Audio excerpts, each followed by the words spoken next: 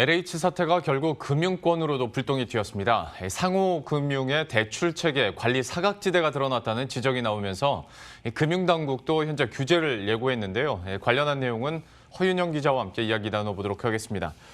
일단 금융당국의 어떤 규제 얘기하기 전에 그러면 지금 투기 의혹을 받고 있는 LH 직원들이 어디서 어떻게 대출을 받게 된 건지 이것부터 상황 정리 한번 해주시죠. 짧게 정리해드리면 이게 첫 의혹이 제기된 게 지난 2일이거든요. 이제 민주사회를 위한 변호사 모임과 참여연대가 이 LH 직원 약 10여 명이 광명시흥 제3신도시 지구 내에 약 7,000평의 토지를 100억 원에 그러니까 그 지구가 지정되기 전에 사전에 매입했다라는 의혹을 제기를 했습니다.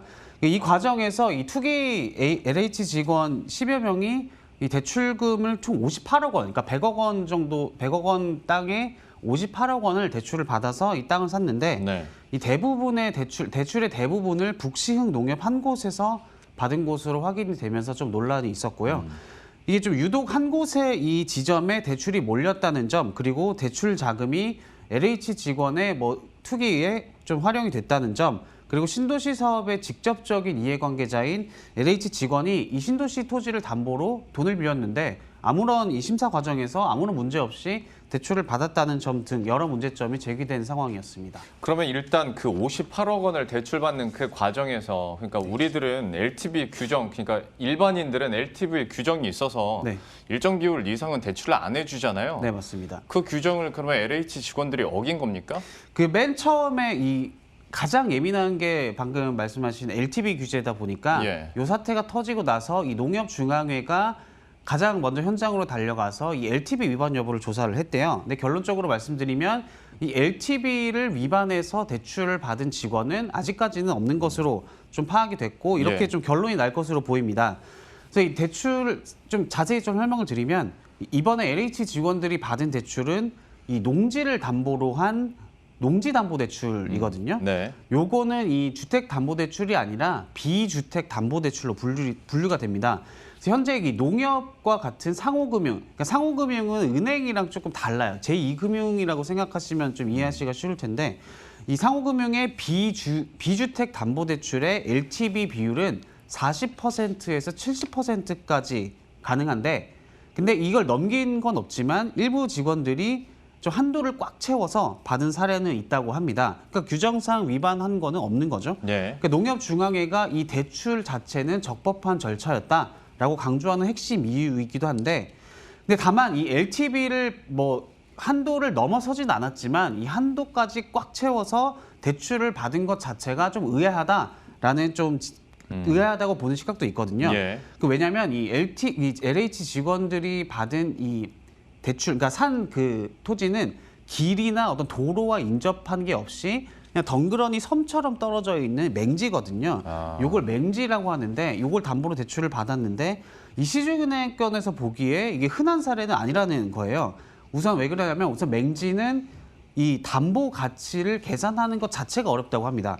왜냐하면 거래가 되지 않기 때문에 이 감정 가격, 그러니까 가격을 우리가 적정 가격이 얼마 정도인지 보려면 거래량이 많아야 되잖아요. 근데 거래가 안 돼서 감정 가격을 일단 평가하는 게 어렵고 때문에 이 시중은행 같은 경우는 이 맹지 자체를 담보 가능한 토지에서 제외를 해준다고 합니다. 그러니까 결론적으로 이 시중은행에 만약에 LH 직원이 투기를 할 목적으로 시중은행을 찾았다면은 이 대출 자체가 나가지 않을 거란 얘기인 거죠. 여기에 이 한도를 꽉 채워서 대출해 준 것도 좀 흔한 일은 아니다라는 의견이 많습니다. 그러니까 정리해보면 LH 직원들이 이 대출 심사 체계가 좀 다소 느슨한 이 상호금융의 사각지대를 이용해서 좀 투기에 나서는 것 아니냐라는 지적이 나오고 있는 이유입니다. 그리고 이제 대출을 받을 때 농사 목적이 이제 벼 재배, 그러니까 농사 짓는다고 이렇게 기입을 했다면서요. 그런데 그게 아니었지 않습니까? 결과적으로 봤을 때. 맞습니다. 그러면 여기에 대해서도 그러니까 대출을 해준 기관 입장에서 좀 확인을 했어야 되지 않나라는 의문이 들거든요. 그게 이제 LTV 위반 규제 같은 경우는 바로 확인이 가능하잖아요. 숫자다 보니까. 근데 말씀하신 이 지점은 약간 정성적인 측면이 있어서 이 심사에서 좀 느슨했던 거 아니냐. 이게 좀 가장 논란이 된 지점이긴 하거든요. 그래서 말씀하신 것처럼 이 농지 담보 대출을 받으려면 어떤 과정을 거쳐야 되냐면 농지잖아요. 이 지자체에 그러니까 이번 사태에서 시흥시에 농업 계획서를 이제 제출을 해야 되거든요. 이 농업계획서를 제출을 하면은 이 농지를 취득할 수 있는 자격을 얻게 되고 이후에 이제 그 소유권 이전 등기를 하면서 대출이 나오는 그런 순서거든요.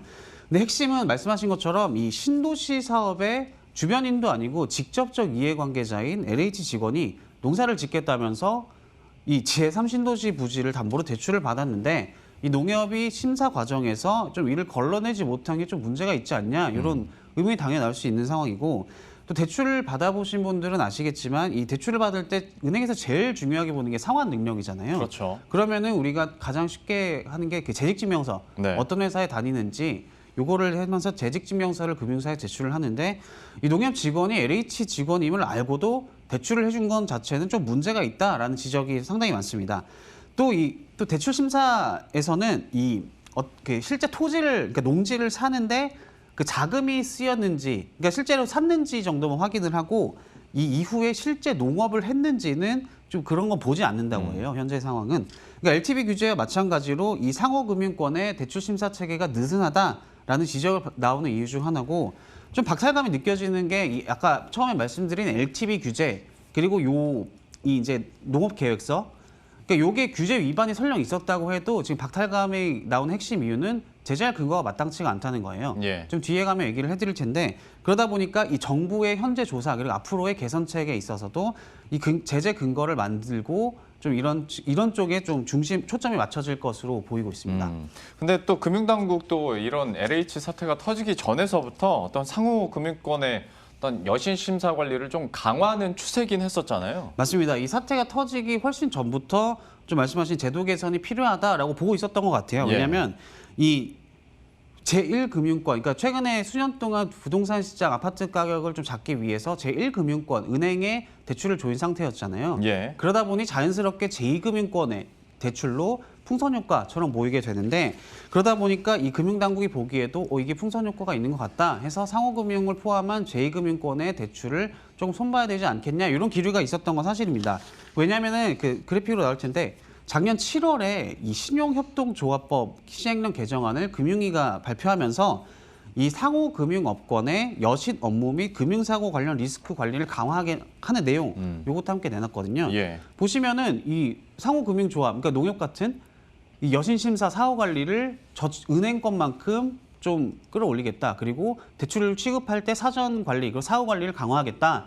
더해 임직원 관리 등 금융사고 예방 대책도 이제 포함이 됐는데 특히 이 개정안이 좀 의미가 있는 게 왜냐하면 이 상호금융이 대출을 부실하게 했을 게 드러났을 때 지금은 그 아까 말씀드렸던 것처럼 제재할 근거가 없다고 했잖아요. 네. 근데 저런 그 시행령 개정안이 마련이 되면은 앞으로 이걸 가지고 좀 제재 근거가 마련이 될 수 있거든요. 좀 이런 측면에서 저 개정안을 조금 저는 유심히 보고 있는데 제재 근거가 될 수 있다는 점에서 그 의미가 있다라고 보고 있고 다만 이 규정은 아직 시행은 되고 있지 않고 있어요. 예. 작년 말에 이제 이게 입법 예고가 되고 이 공포 후 6개월 있다가 시행하겠습니다고 한 상태여서 좀 아직까지 시행이 되지 않고 있는데 좀 이번 사태로 인해서 좀 시행 시기가 앞당겨질 수 있지 않을까 그런 관측이 나오고 있습니다. 그러면 어떤 토지담보대출 규제와 관련해서 지금 현실성 있는 그리고 얘기가 가장 많이 나오고 있는 방향성이나 구체적인 내용들은 뭐가 있습니까? 네, 이번 달에 금융위가 계속 예고했던 게 이 가계부채 선진화 방안이라고 해서 이 DSR 기준을 조금 강화하겠다라고 예고한 상태였잖아요. 예.